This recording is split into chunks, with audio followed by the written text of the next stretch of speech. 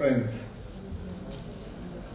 the Consul General has already given us a clear perspective on how this conflict started, and a brief idea of its genesis, and also the prospects that, namely that Russia cannot be brought to heel by all these methods and these attempts to demonize Russia and to crush it or crush its power as a global power are bound to fail. And we also saw the exhibition where the background, the political and ideological background of the genesis of this conflict, I think that is also very clear. So we start with that advantage when we begin this, when we discuss this. The war in Ukraine, or the conflict in Ukraine, to quote Professor Vijay Prasad in an article which he calls "The War in Ukraine is a War over Europe," he says the war in Ukraine is not a simple war. This is not a war merely between two neighbors about a border dispute, for instance. It is a complex war.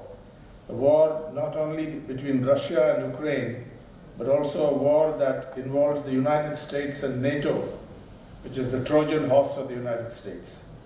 And I'm quoting still. The battlefield is Ukraine, but it is not only Ukraine. The battlefield is in fact all of Europe. And then he goes on to trace the genesis of this conflict, of this crisis, which led up to the latest conflict.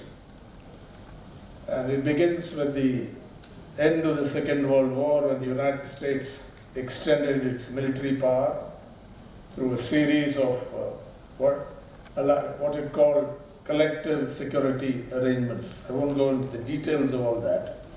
But Europe had, or some European leaders had another vision to have their own collective security arrangements. But these efforts were overwhelmed by the United States, which tried to develop NATO into a global player right now. That's the point. For example, the European attempt to build a common foreign and security policy called CFSP.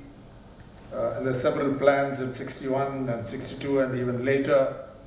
All these were crushed, in effect crushed, by the United States, which wanted to confirm NATO's permanence to ensure that Washington would have a way to manage Europe's foreign policy. This was an important part of the genesis of what we are talking about. And Europe tried, or several European leaders or governments tried to develop the CFSP through the Maastricht Treaty, for example, 1993, and the Amsterdam Treaty, 1997. But the US was able to sideline these attempts during the war to break up, US-driven war to break up Yugoslavia in 1999, and German ambitions were held in check. And using Article 5 of the NATO Charter, the United States was able to draw NATO into the global war, on the so-called global war on terror in 2001, which included the war in Afghanistan. So what has Afghanistan got to do with NATO? This is the point, that NATO was seen to ensure that Washington would have a way to manage not just European foreign policy, but also be able to intervene elsewhere. And also it has been used in some way to check Iran. And since 2006, Professor Vijay Prasad points out, US has pushed NATO to develop a global posture. And this has drawn NATO countries into US adventures to try to hem in both China and Russia from joint naval exercises, for example. So the details You know, we have a lot of detail on this, but it is clearly the attempt to develop NATO as a global policeman to intimidate, threaten, and where that doesn't work, to crush any opposition to this strategy.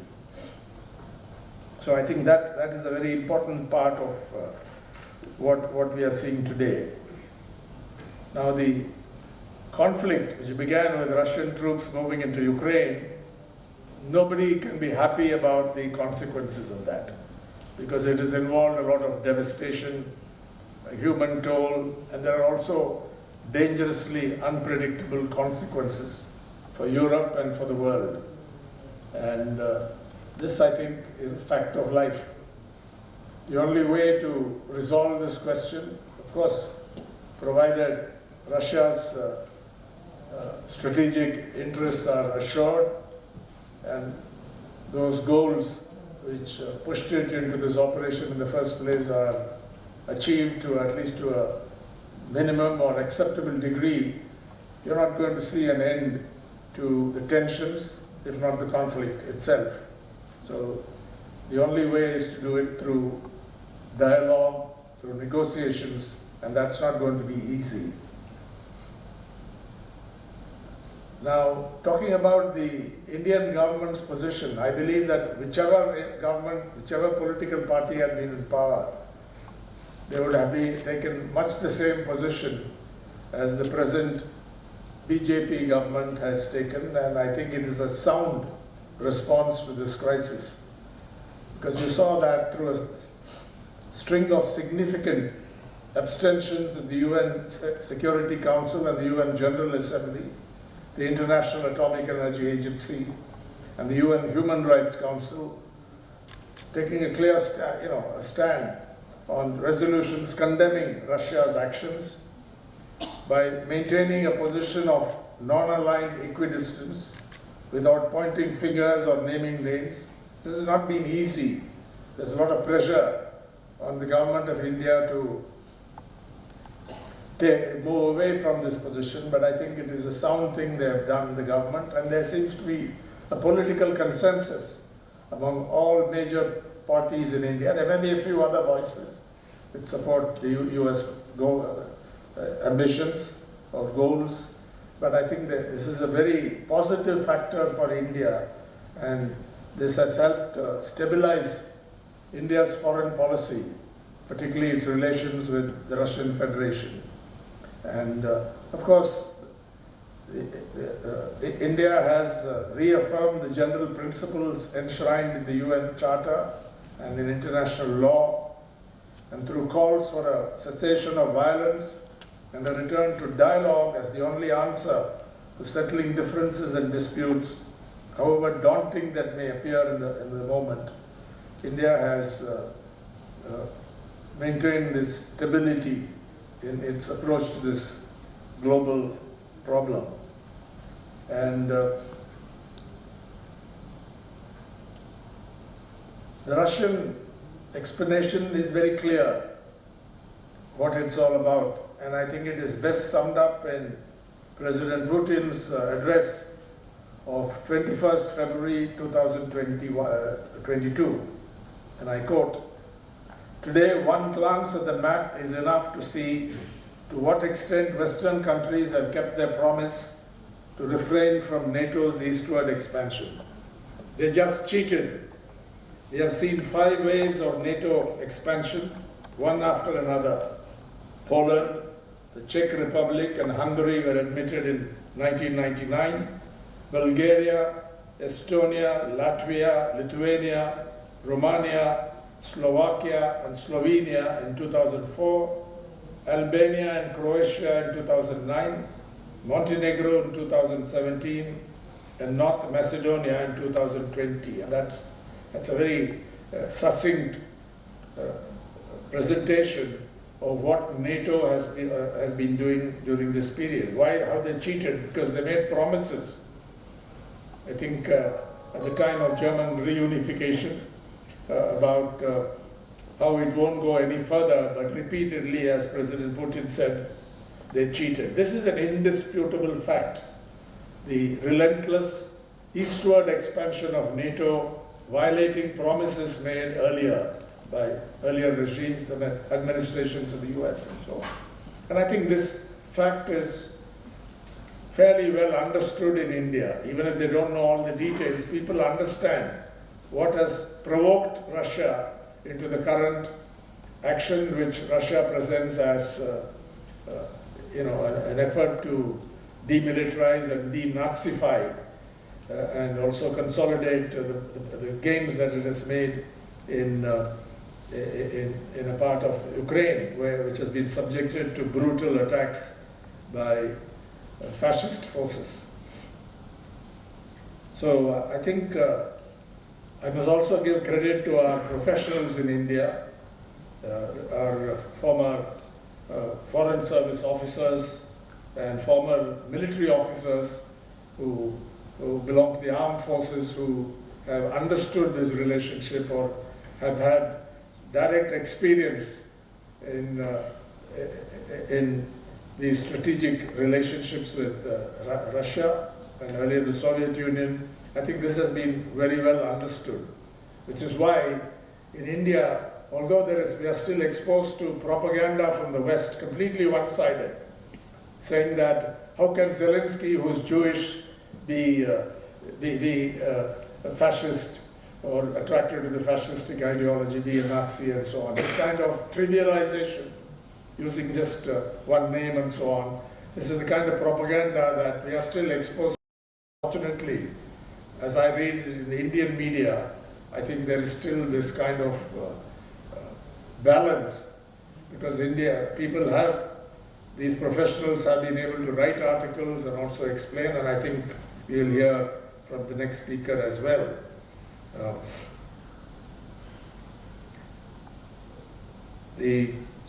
And also I think some of these professionals have pointed out that this one-sidedness becomes all the more glaring when they say that, this is a crime against international law, this is a violation and so on.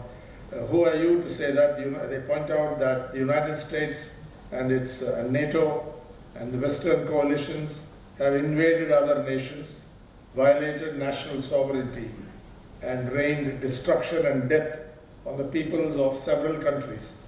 To name them, Vietnam, Yugoslavia, Afghanistan, Iraq, Syria, Libya. But it has been a novel experience to hear even conservative analysts in India reprise US culpability in this long list of cases. And Russia, I think, has understood, the Russian government has understood India's independent and balanced position and has committed itself to maintaining a close dialogue with India on the situation around Ukraine in the spirit of the special and privileged strategic partnership. But it goes beyond government-to-government relations, and for tens of millions of ordinary Indians, as well as for a large section of political decision makers, virtually regardless of their ideological orientation, the Soviet Union, and after its breakup, the Russian Federation, has been, as I mentioned earlier, the all-weather friend and strategic ally whose unconditional loyalty and trustworthiness have stood the test of time. And it's not much of an exaggeration to say that this perception has become entrenched in India's political psyche.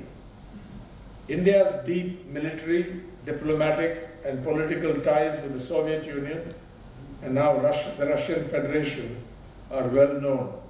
Despite pursuing a recent policy of diversifying its arms portfolio, it is still a fact that at least half the country's military equipment, covering every wing of its armed services, comes from Russia, and mostly, and this is important, on terms advantageous to India.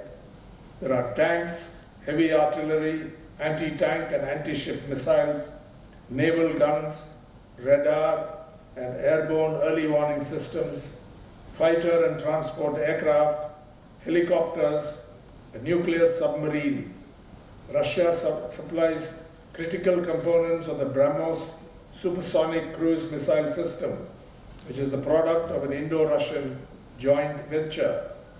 And the latest undertaking has been the advanced S-400 missile defense system, seen to be vital to strategic deterrence that Russia is in the process of delivering to India as part of a $5.5 billion US deal signed in 2018 in the face of strong US disapproval and even threatened sanctions. I mention this because this is a very important fact in the present situation, and India, I think, has an opportunity now and in the future to be, if not a mediator, can provide a good officer's role in bringing a just and enduring solution to this conflict. Not just India, there are others also, but I think India can be an important player in this respect. I think China also has a role in this, as do several other developing countries, but India perhaps would be one of the most important in this respect. And interestingly, I was in Pakistan last year in March, and much the same policy was presented here by Pakistan. And in fact, N.Ram at that point said that you could learn from India. They have been too close to the United States, and see how they are respected for this. And this is an area, as I said, it's not just the making of the policy of one political party or government. I think there is a political consensus on all of this. So to come back to this question, the genesis of this is complex. It goes back to history, including the history of the Russian Orthodox Church, how Kyiv was a very important center of that. And today, every attempt is being made by the Zelensky regime with the support of the most reactionary forces in the world to eradicate those historical ties, but that is impossible.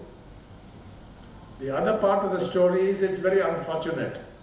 The destruction, the damage, the human toll that it has taken, and we cannot minimize that at all. But who is responsible for this? That's the question. I also think about it, is there another way this could have been resolved? I have not come to any final answer on this question. I'm not happy about this special military operation and the toll it has taken, the period, duration, and so on. So something has to be done to bring this to a close, because innocent people are also suffering and losing their lives on both sides, and it is taking a toll. As the Consul General said, the idea that Russia would buckle in, the economy would collapse and so on, that has not come true at all. The Russian economy has shown a robust resilience, and given the huge natural resources and the remarkable resources the people of Russia provide, its different nationalities they provide, including Ukrainians who are part of Russia. I think all that has helped very much, but at the end of the day, there has to be an end to this kind of approach to resolving problems and crises in the world. So I think that will be a sound way of looking at it, in my opinion, and I hope that this conflict can be brought to a resolution through dialogue, negotiations and dialogue in the not too distant future, because every day it takes a toll. But the propaganda has to be combated, and I think the exhibition on Nazism then and now, the genetic connection between what happened to the rise of Nazism before the Second World War, in fact, to today, the kind of demonization of Russia that takes place as part of this, all that has to be condemned, and I hope that a proper solution can be found in future, and I hope the Russian government will be able to accept that as well. Thank you.